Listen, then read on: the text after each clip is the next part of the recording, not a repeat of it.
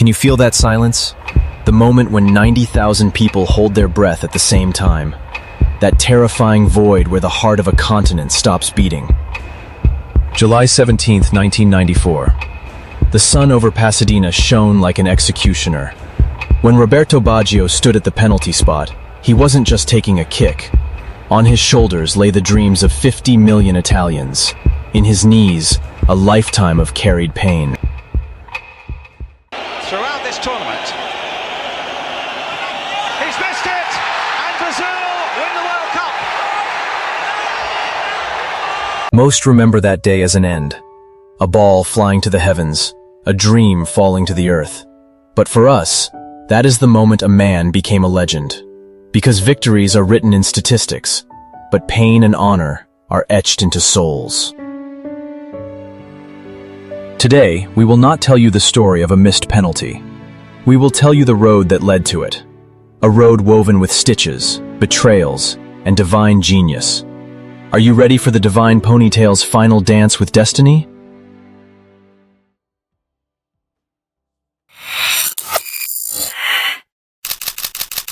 He was 18. Just as he was preparing to challenge the world in a Vicenza jersey, fate dealt its harshest blow. His kneecap was shattered. Doctors said it would be a miracle if he ever played professional football again. 200 stitches were sewn into his right knee. This wasn't just physical destruction. It was like cutting off the hands of an artist. In that hospital room, Baggio left not just his leg, but his youth.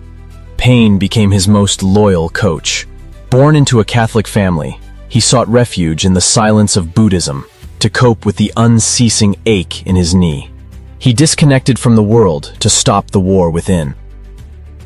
Every step he took on the pitch was no longer just a game. It was a silent protest against agony. People wondered why he was so calm. It was because he knew the greatest battle was the one fought inside. Before that penalty in 1994, the world had already knelt before him. In Florence, he played such football that the people saw him not as a player, but as a saint protecting the city.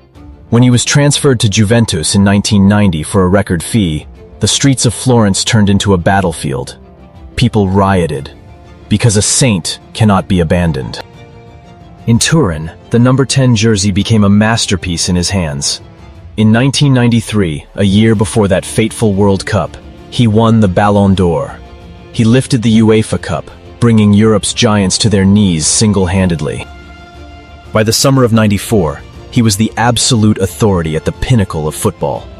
The Divine Ponytail was an emperor, and he was going to America to declare his throne to the world. But Baggio wasn't just fighting opponents and injuries.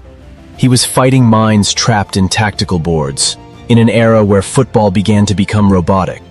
For coaches like Arrigo Sacchi, who believed the system is everything, Baggio was uncontrollable chaos. In the rigid world of the 4-4-2, he was a lonely 9.5. Coaches feared his genius, because he was too great to be explained by arrows on a piece of paper. Sacchi wanted to turn him into a gear. Baggio insisted on remaining a soul. This conflict was the first deep wound in the heart of Italian football. The genius began to be marginalized because he couldn't fit into a mold. But the people knew. Systems are forgotten. Artists are immortal.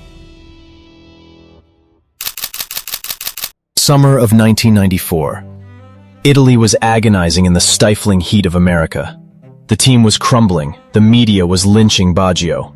For Italy, which showed no presence in the group stages, the hour of execution had arrived. Until the 88th minute of the match against Nigeria, Baggio took the stage. One goal, one hope. Another goal in extra time, a miracle. Then the last minute against Spain, two magnificent strikes that single-handedly demolished Bulgaria in the semi-final. That summer, Baggio wasn't a footballer. He was like a messiah carrying the sins of Italy. Despite a broken knee, an exhausted body, and the crushing pressure, he carried a whole nation to the final on his shoulders. He was performing his last miracles before being crucified. And the moment came. But what the world didn't see were the needles. Baggio was playing with a pulled hamstring, his leg numbed by painkillers. He shouldn't have been on that pitch, but he couldn't let his nation down. 120 minutes of agony were reduced to that white spot. People only remember Baggio. They forget that Baresi missed, that Massaro missed. But perfection is only demanded from the gods.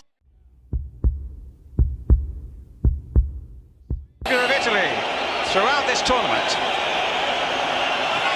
He's missed it, and Brazil win the... As the ball soared into the California sky, it wasn't just a trophy that disappeared. The perfect story Roberto had woven was sealed with a tragedy in a single second. He didn't collapse. He didn't scream. He just stood there, staring at the grass. This was the birth of the man who died standing. He lost the cup, but in that silence, he gained a soul that no victory could ever buy.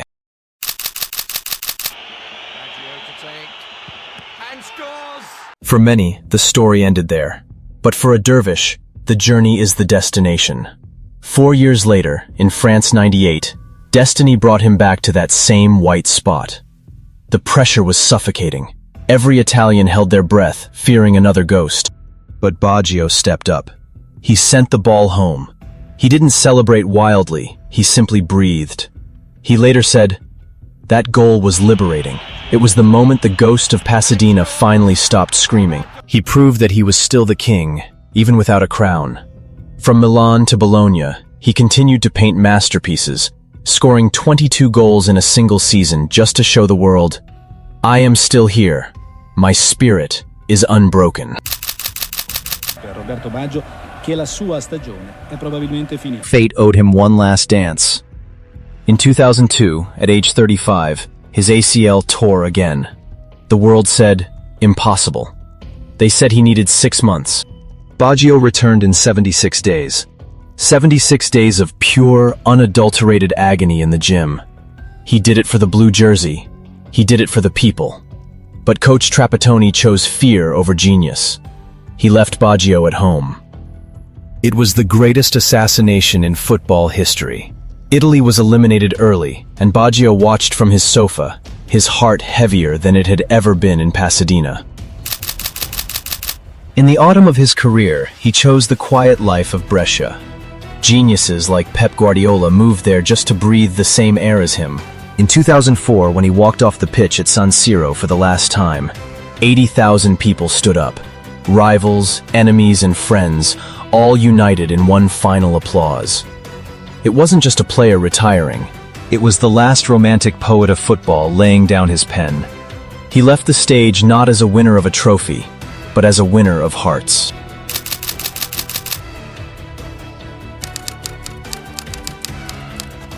Today, the world still talks about that one miss, but let us speak the truth of the numbers. Roberto Baggio scored 108 of the 127 penalties he took, an 85% success rate. Better than Messi, better than Ronaldo. In his entire life, that shot in Pasadena was the only penalty shootout he ever missed. Life is a cruel teacher. It lets you succeed 100 times, but judges you for the one time you fall. At zero to glory, we don't care about the 108 goals. We care about the man who had the courage to take the 127th, knowing he might fail. Roberto now lives in the countryside, far from the cameras, farming and listening to the silence of the trees. He finally let go of the weight of 50 million people. He didn't need the gold. He became the gold. Remember, the brightest light only emerges from the deepest darkness.